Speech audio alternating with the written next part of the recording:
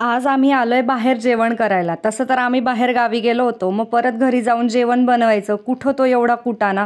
मग म्हटलं चला आज बाहेरच जेवण करूया म्हणून रस्त्यात एक रेस्टॉरंट दिसलं. मग थांबलो तिथंच जेवण करायला. महारुद्र नावाचं रेस्टॉरंट होतं वरणगाव रोडवरती. खूप छान जेवण होतं तिथं. खरं तर लास्ट मंथमध्ये मम्मी पप्पा दोघांचा बड्डे असतो आणि 1 जूनला मम्मी पप्पांची ॲनिव्हर्सरी असते. आणि ते ना आम्ही सेलिब्रेटच केले नव्हते ह्या वर्षी, कारण काही माझ्या बहिणीला मुली वगैरे झालेल्या, त्याच्यामुळे जमलं नव्हतं. मी सांगितलं होतं एका व्हिडिओमध्ये की आमच्या घरी छोटे पाहुणे आलेत वगैरे, त्यामुळे आमचं बाहेर जाणं जमलंच नव्हतं. तर आम्ही ना छोटीशी शॉर्ट ट्रिप काढली होती. 1 डे आम्ही बाहेर गावी गेलो होतो. मग तिकडनं येताना एका रेस्टॉरंटमध्ये थांबलो जेवण करायला. आणि आपल्या लोकांचं कसं असतं ना की आपण बाहेर गेलो तरी पनीरच करतो आणि घरी चांगलं चुंगलं करायचं तरी आपण पनीरच करतो. मग काय, बाहेर आम्ही पनीर मसाला मागवला आणि त्याच्यासोबत पप्पांना आवडते शेवभाजी.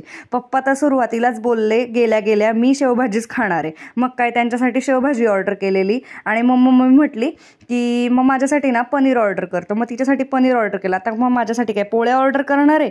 मग काय, मी पनीर आणि शेवभाजीच खाल्ली त्यांच्यातली थोडी थोडी. तसं जेवण खूप छान आणि खूप टेस्टी होतं. शेवभाजी तर खूपच टेम्पटिंग होती, खूप जास्त टेम्पटिंग होती. अशी आमच्याकडची शेवभाजी फेमसच आहे आणि आमच्याकडे शेवभाजी खूप छान मिळते. तुम्ही बघू शकता, दिसायला पण किती टेम्पटिंग दिसते शेवभाजी. मम्मी पप्पांच्या रिॲक्शन बघू शकता की किती छान होत्या. खूप मस्त जेवण होतं, खूप मजा आली.